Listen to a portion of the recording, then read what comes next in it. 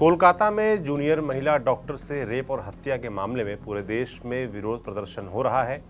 मृत महिला डॉक्टर को न्याय और सुरक्षा की मांग पूरे देश के डॉक्टरों ने एक साथ कर रखी है, हड़ताल कर रखी है।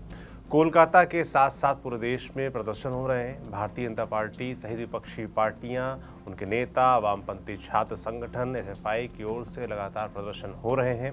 हालांकि पुलिस ने इस मामले में आरोपी सिविक वॉलंटियर संजय रॉय को गिरफ्तार किया है, लेकिन प्रदर्शनकारी इस मामले में और लोगों के शामिल होने के आरोप लगा रहे हैं और न्याय की मांग कर रहे हैं।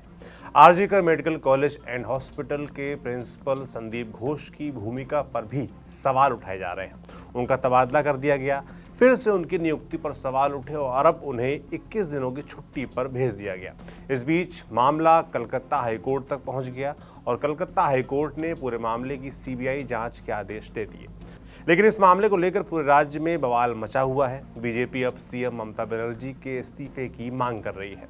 ममता बनर्जी पर आरोपियों को बचाने का आरोप लगाया जा रहा है।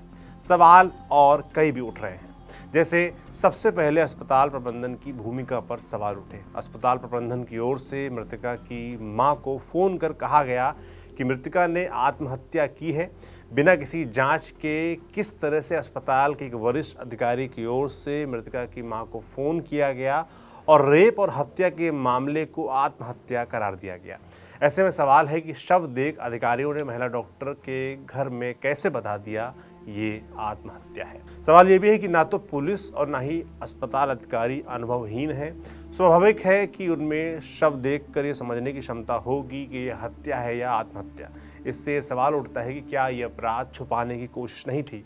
सवाल मृतका की मां और पिता को इंतजार करवाने को लेकर भी हो रहे हैं। वे जब अस्पताल पहुंचे तो उनको 3 घंटे तक शव नहीं देखने दिया गया। इसके बाद जब पोस्टमार्टम रिपोर्ट आई तो और सवाल खड़े हो गए। रिपोर्ट में जिस तरह के घावों और चोटों के बारे में लिखा गया है वे किसी एक व्यक्ति का काम नहीं लगता। सवाल ये भी उठ रहे हैं कि आखिर जहां जूनियर डॉक्टर की हत्या हुई वहां कैमरा क्यों नहीं था, और कैमरा था तो काम क्यों नहीं कर रहा था। ये देखने की जिम्मेदारी भी किसी की रही होगी, तो ऐसे लोगों पर क्या कार्रवाई हुई। इसके अलावा जिस सेमिनार हॉल में शव मिला उसके बगल वाले कमरे की रिपेयरिंग करवाने को लेकर भी सवाल खड़े हो रहे हैं। कहा जा रहा है कि कहीं ये सबूतों से छेड़छाड़ करने के लिए तो नहीं किया जा रहा है। इसे लेकर बीजेपी ने ट्वीट किया है कि ये घृणित है। पश्चिम बंगाल गुस्से की आग में जल रहा है, फिर भी ममता बनर्जी और उनकी चाटुकार कोलकाता पुलिस एक क्रूर बलात्कार और हत्या को छिपाने में लगी हुई है।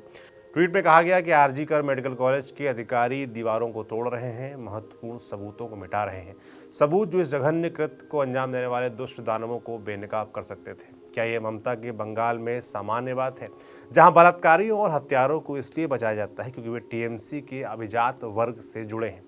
चेस्ट मेडिसिन डिपार्टमेंट में तथाकथित नवीनीकरण अपराध स्थल को मिटाने का एक घिनौना प्रयास है, जो उन दोषियों को बचाने के लिए है जिनके बारे में अफवाह है कि वे टीएमसी नेताओं के रिश्तेदार हैं।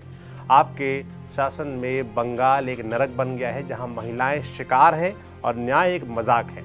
बहुत हो गया, बंगाल अब जवाबदेही की मांग कर रहा है। तो लगातार इस मामले पर सवाल उठ रहे हैं। जो पॉलिटिक्स हो रही है वो हमने आपको समझाई, और अपडेट्स जो आएंगे आप तक हम पहुंचाते रहेंगे। आप देखते रहिए TV9 डिजिटल। शुक्रिया।